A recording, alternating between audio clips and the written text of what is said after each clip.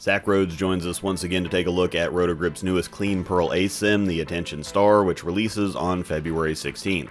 Zach is bowling on the Kegel Chromium lane condition that we always use for testing. Its challenge pattern at just under a 7-to-1 ratio, 42 feet long, 25.5 mils. That puts it on the heavy side of medium for both volume and length. Not as easy as a house shot, but not as punishing as a sport pattern. I also have Zach's layout information up on the screen in both languages. Fairly standard pinup layout on this one.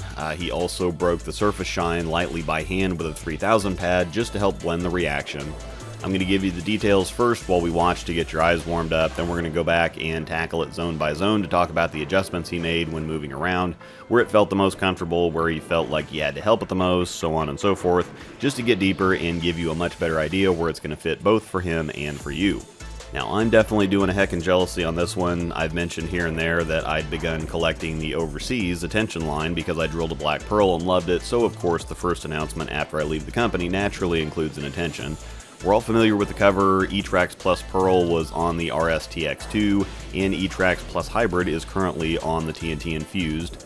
It's very similar to Storm's R3S cover, which was on the Spectre and Revenant, a clean, responsive, and versatile cover. The core is the altered Momentous AV core with the AI outer core tech, which results in a low 248 RG, a high 049 differential, and a slightly above medium 017 intermediate differential.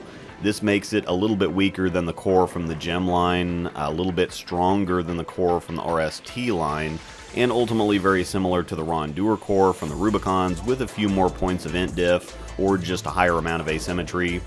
I got Rubicon UC2 vibes when I saw the information, plus the experience I have with the original Momentous core in the Attention Black Pearl, and that seems to be very close to what we have. If saying it's basically the return of the UC2 gets you excited, then you should probably stick around.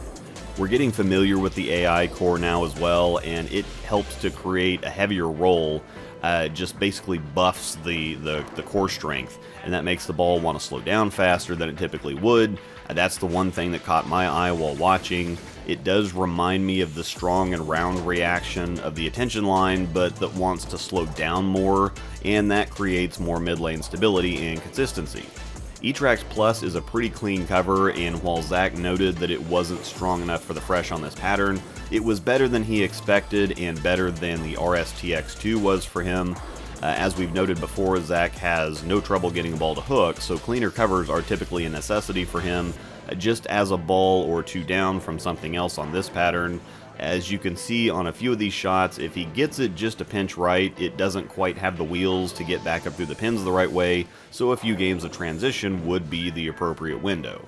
From the straighter zone, fish in a barrel. A strong, heavy roll from the core paired with the cleaner and more responsive cover, and you get a rolly, rounder shape, and the cover helps it get down the lane and then punch at the pins.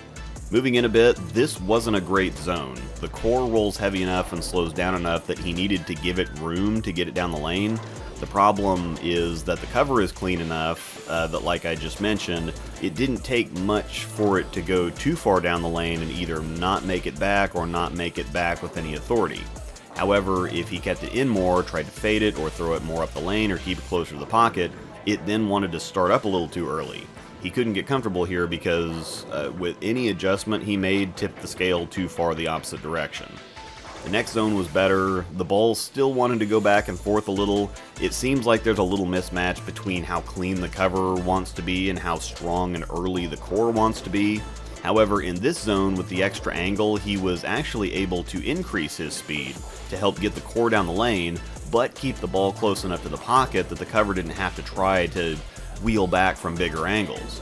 The core seems somewhat like the core from the Summit. It doesn't like to be slow rolled, but it does like more speed and a softer hand. Higher speed from the straighter zone worked well, plus the higher speed from the deeper zone with straighter angles or keeping the ball more in front of him seemed to be what this ball preferred and responded the best to. It didn't really like a slower or rollier shot that got too far away from the pocket.